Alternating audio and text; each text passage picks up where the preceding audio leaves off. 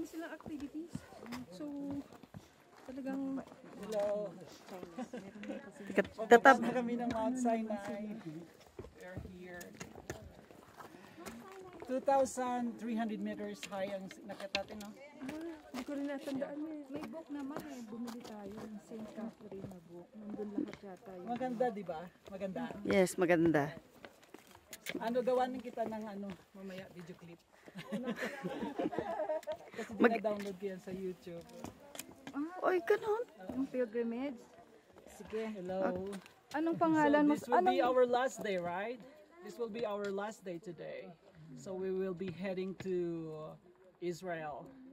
Crossing the border. Yeah, after our breakfast today, we were going to Israel, and then there we will be staying there for 5 days, I think. Yeah.